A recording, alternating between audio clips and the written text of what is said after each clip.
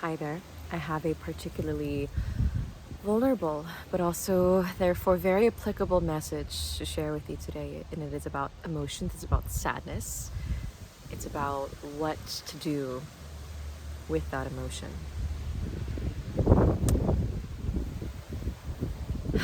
The past maybe 16 hours, I've been feeling a little bit melancholic, a bit sad. And I think for some people, including myself, one of the first responses is to go to problem solving. How can I stop being sad? Trying to intellectualize an emotional experience. And it doesn't work the way you want it to. I was having some breakfast under this tree that you don't see, but it's on top of you as well, or above. And I just decided to listen to that emotion. Because sad music, sad songs kept playing in my head, and it's not that I wasn't still grateful for the things in my life. I was just wondering, where is this coming from? What is the significance of this? Because it was starting to feel a bit heavy and a bit disruptive, and I'm like, well, if something is disrupting me, I ought to listen to it, right? I ought to take the message for what it is. And as I was allowing that thought and feeling to pass through me, I looked ahead, or above my head, and I saw a plane passing from east to west. And I keep thinking of the word movement lately, keeping things moving, knowing that that sadness is not where you're meant to stay. And I know that that's not where I was meant to stay. And I was wondering, how can I shift? How can I use this so that I don't stay feeling stuck in a particular emotion? That's what ends up feeling draining. It's not that any single emotion is bad, it's just that we can sometimes get stuck when we don't process an emotion.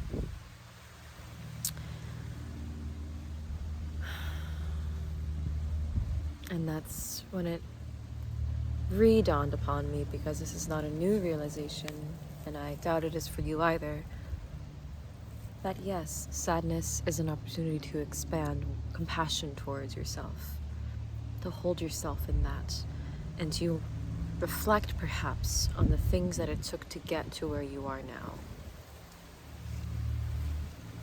What have we learned so far? How can we reflect, and how can I just give myself a little bit of credit? I think that sadness can allow us to feel a kind of shame. We're often told to not be sad, that it's not a good thing to feel, that it makes you weak to be sad. And so we grow up then, whenever we feel sadness, we associate it with weakness, we associate it with shame, guilt. Those are all just illusionary feelings. They're born from nothing, they come from nothing. What I mean by that is that they don't exist until we give them weight and value. There is no such thing, there's no tangible thing such as embarrassment or guilt. It happens because we birth it into existence with our consciousness. So coming back to sadness then. Sadness, it is a primary emotion. It happens more organically. It's not something that we're taught, like guilt or shame. And so the way that we transmute and alchemize these feelings, well, it starts with listening. Because the way that my sadness applies to me is not the same way that it might apply to you. I'm going to think about different things in my life, and really, what is that? What is this feeling asking of me? What is it inviting me towards? What can I welcome? Instead of what can I control? There's something particularly tied to surrender, of course, when it comes to most strong emotions, but particularly with sadness, because sadness, it feels like a bit more of a sedating emotion. It's not like anger. No, sadness is actually, it's the sort of placid water. It's very there, and that's why it can feel like you get stuck in it. It feels like a stillness that you're forced into.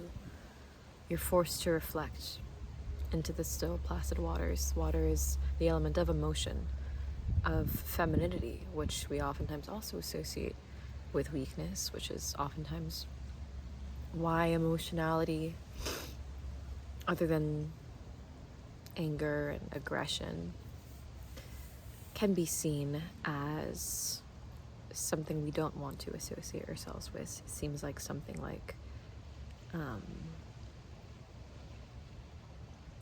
something that makes us smaller, when in actuality it's because that portal that it invites us into requires us to leave behind so much. And that's what the surrender is.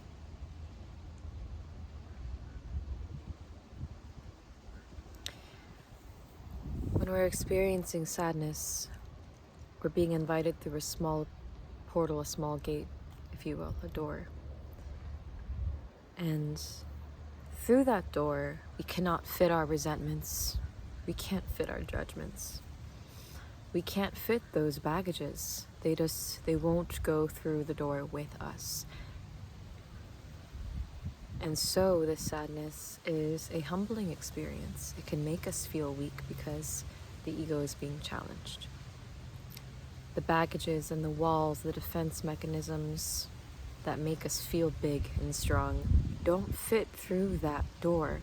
But you know what does fit through and acts like a lubricant, if you will, is compassion. You can't go through the door without compassion, because you realize you don't fit with all these, you don't fit with your jealousy, you don't fit with your need to control, you don't fit with your judgments and criticisms. When I'm sad about something, anything, you know what doesn't help? Judging myself for it, trying to blame other people for it. Or if my sadness is because, or related to, of some state of envy, I can't hold on to my envy and try to move through my sadness at the same time. These are just examples.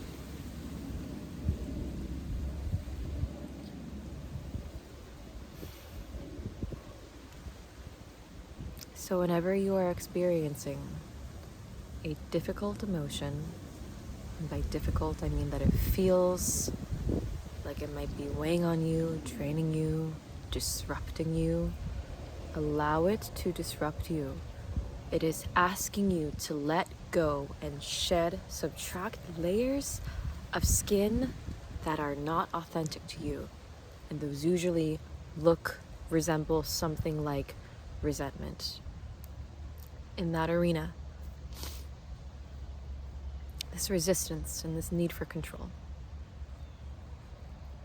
And so when we strip ourselves of those layers, we need a real, deeper representation, a deeper form, really.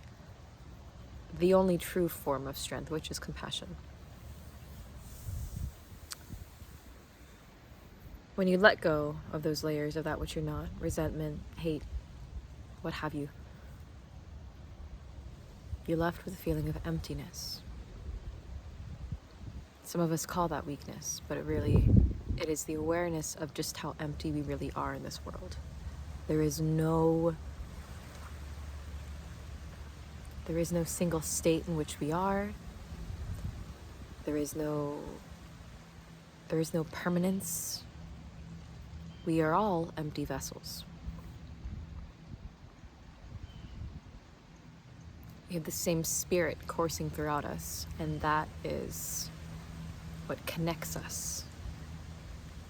But our rite of passage to connecting with that, so that we don't feel this desperate hollowness instead of a blissful lightness. These these are both two forms and ways of feeling and looking at emptiness. We're not connected with that spirit, with the spirit that is compassion. We can lose ourselves in that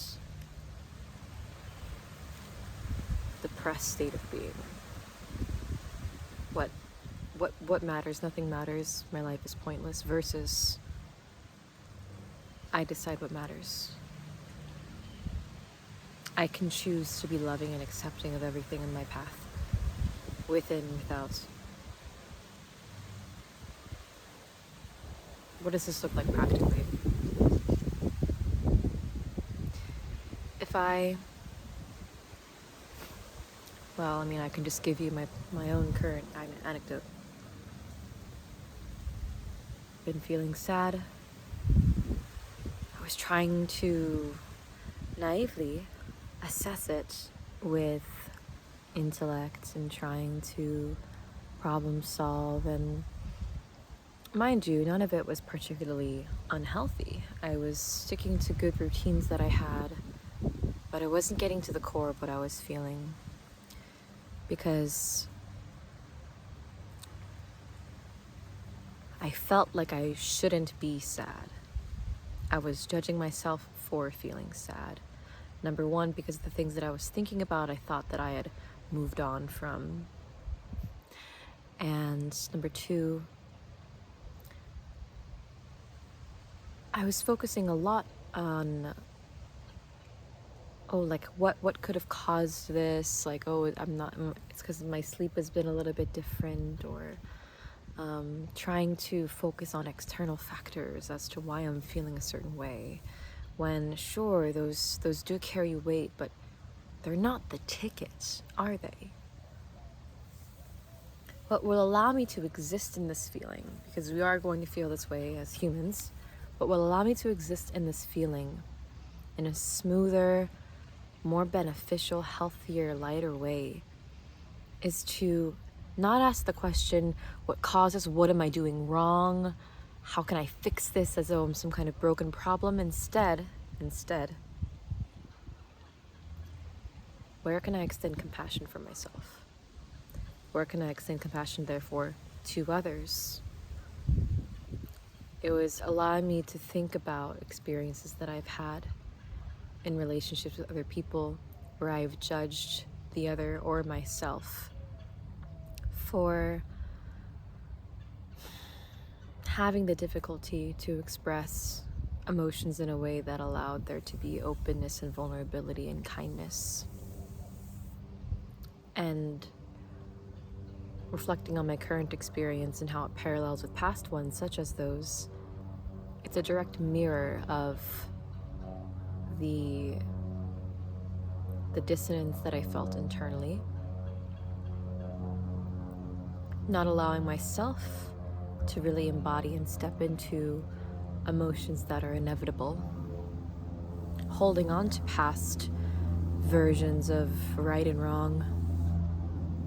Having an intellectual understanding of something doesn't mean that you're really embodying that truth. Just because I know, I don't want to subscribe to the beliefs that I was brought up upon any longer, and I intellectually don't. My body holds that memory. And so it is about having and holding compassion for that memory in my body, knowing that I did come from a particular place and I can't erase the past. I can try and revise the way that I see it, but the imprint is there. There is history there.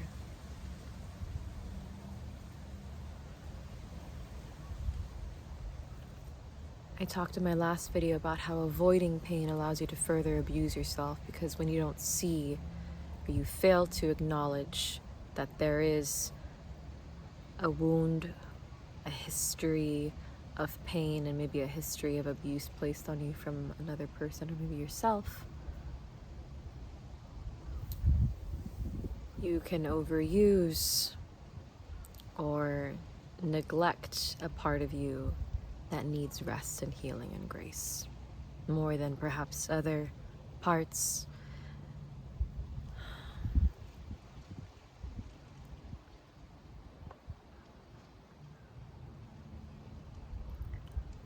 Which is why it's so important to listen, because the mind does not always pick up on the things that the body does. If we are not present, if we are always on the go and trying to avoid the present moment and trying to prove the value of our existence through doing, we will fail to acknowledge our body's cues until we break down with illness, disease.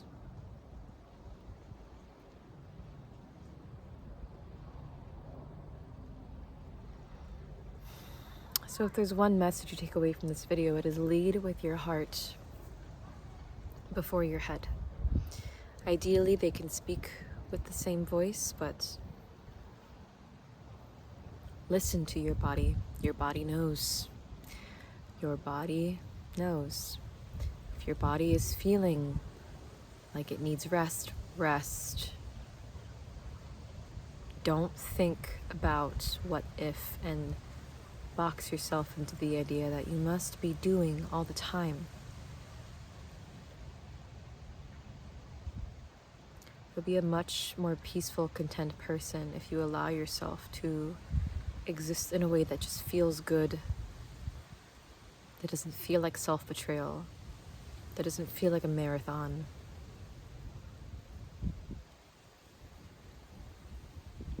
If you live life like a marathon,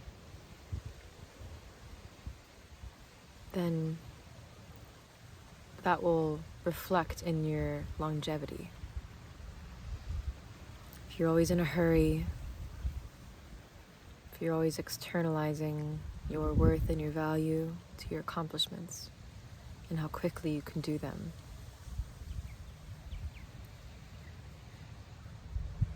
you're not listening to your body. We're not machines. We need cycles. We need to honor our cycles.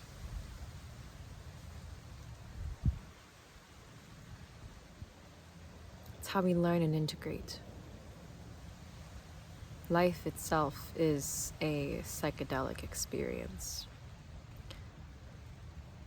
So in the same way that somebody can abuse a psychedelic by overdoing it, failing to integrate, trying to escape through it, not really learning much, maybe just going into a state of psychosis, the same thing happens just with life. And I think that that is represented and spoken in volumes when I see just how casually life is treated. People don't generally realize how intense of an experience we're all having. There's so many layers and so much depth to existence. And if you spend your entire life crafting your outer world, your inner world will start to atrophy. And your inner world is what keeps your outer world alive.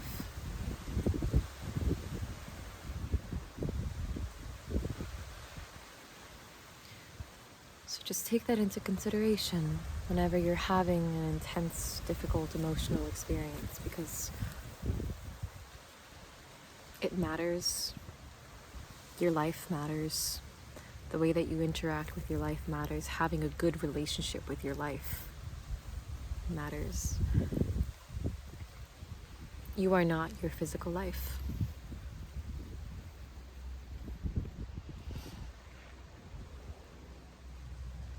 Be open to seeing past or seeing more than just what is happening in the physical. Within that door lies deeper freedom, the deeper ability to sit with more difficult circumstances, be them emotional, physical, spiritual.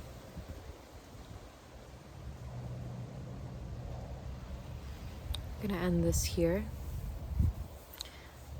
I hope that this was a useful, beneficial, and heart-opening reminder to anyone who is listening. And take care of yourselves. Have a blessed day, night, and I'll see you soon. Love you.